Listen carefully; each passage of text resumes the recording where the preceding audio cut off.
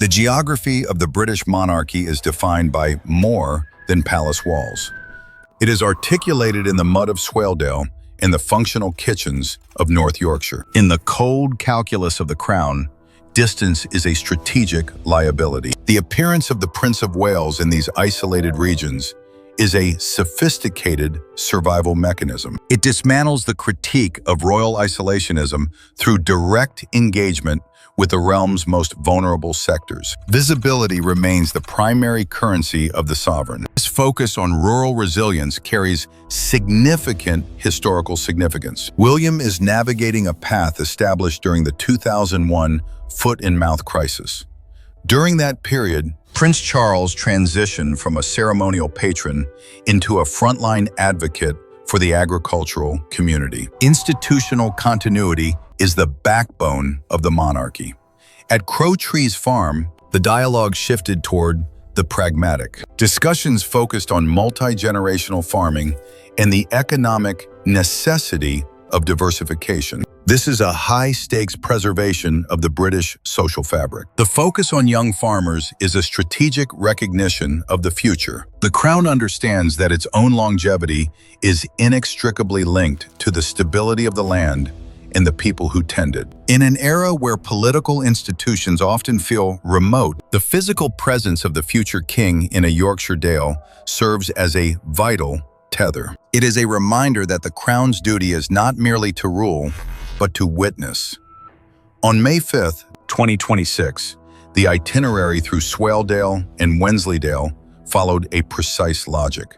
From the Crow Trees acreage to the village of Bainbridge, this was an exercise in rural diplomacy. The prince met with three specific lineages: the Hunters, the Metcalfes of Usha Gap, and the Waggets of Satron Farm. These families are the literal stewards of the landscape. In the Dales, the monarchy functions without its usual architectural armor. There was no gold plate or velvet. Tea was served from the cargo bed of an all-terrain vehicle. The refreshments, baked goods from the Dales Bike Center in Reeth, were a deliberate nod to the local economy. This is the protocol of the field. It requires the future king to discard the etiquette of the court for a functional, grounded accessibility. By visiting Usha Gap and Satron Farm, the Crown acknowledges a fundamental truth.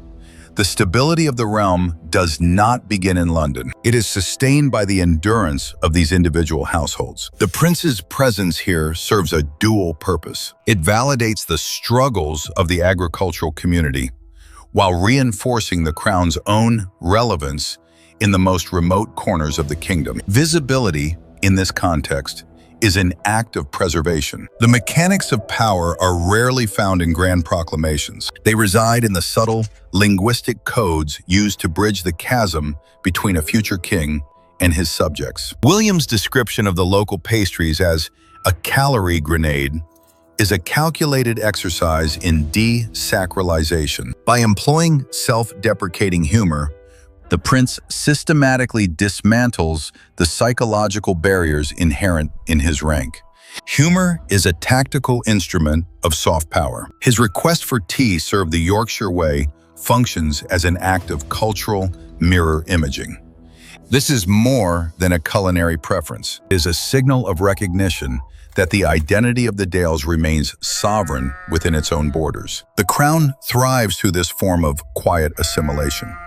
At Usha Gap, the prince observed the specific dynamic between Philip and James Metcalfe. In the frictionless cooperation between these two generations, he identified a rare indicator of social equilibrium. Palace views the stability of the family farm as a microcosm of the state. By validating the transition of authority from father to son, William reinforces the logic of his own succession. He is documenting the survival of a traditional structure that mirrors the monarchy itself. Legacy is maintained through the successful transfer of burden. This visit was an audit of northern resilience. Prince's ability to pivot from agricultural diversification to the informal humor of the field demonstrates a mastery of modern royal diplomacy. The Crown remains secure as long as it can speak the language of the land.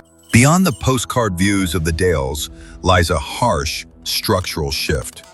The old financial pillars of the British countryside are being systematically dismantled.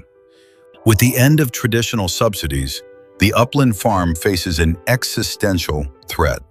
This is no longer a question of profit, but of survival. There is a growing resentment in the north. Farmers fear they are being coerced into a new role, subsidized park keepers for the state rather than producers for the nation.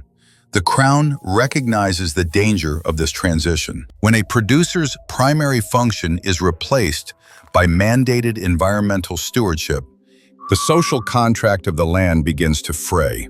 This erosion of purpose feeds a dangerous psychological cycle. In the physical solitude of the Dales, the modern struggle is often against a deep, professional loneliness. The palace views these rural fractures as a direct threat to national stability. If the economy of the hills fails, the historical character of the United Kingdom effectively dissolves. The prince is not merely visiting a farm. He is auditing the foundation of the realm. The Crown understands a fundamental truth. To lose the farmer is to lose the landscape itself. Its own legacy remains inextricably written in the endurance of the soil. William is refining a methodology first observed in Herefordshire this past January. This is no longer merely a series of provincial visits. It is an exercise in applied anthropology. In the South, the Crown analyzed the structural risks of rural isolation. In the North, the focus shifts to the mechanics of economic survival. The traditional image of the laborer is now an anachronism. Today's farmer is a multi-hyphenate figure, part ecologist, part data-driven accountant, and part high-stakes negotiator. At Bainbridge, the prince inspected an Archimedes screw hydroelectric installation. It is a vital symbol of an institutional pivot. The monarchy is not interested in maintaining a sterile museum of the past. It is facilitating a transition where green energy secures the viability of ancient terrain. This marriage of tradition and technology mirrors the radical modernization of Prince Albert in the 19th century. Albert understood that longevity depends on synchronizing the past with the momentum of progress. By endorsing these new rural mechanics, the prince ensures the Dales remain a functional component of the state. The objective is clear. The throne will support the transformation of the land to prevent its obsolescence. At Buck Barn, the evidence of this structural pivot is undeniable. A traditional stone barn has been repurposed into a 27-bed hostel. This is the new reality of the Dales. For families who have spent generations mastering livestock and soil, the shift to hospitality is a sharp psychological departure. The age of purely agrarian production is ending. The prince observes a community trading the autonomy of the producer for the stability of the service sector. While tourism secures the immediate future of the family farm, it complicates the broader question of national food security. The Crown acts as a witness to this compromise. William's presence validates a difficult truth. To survive, the modern steward must now host the nation, as well as feed it. In these interactions, the monarchy identifies its own reflection. The palace must adapt its ancient protocols to remain functional in a secular age. Similarly, the farmer recalibrates his heritage to withstand a volatile global market. Legacy is not a static monument.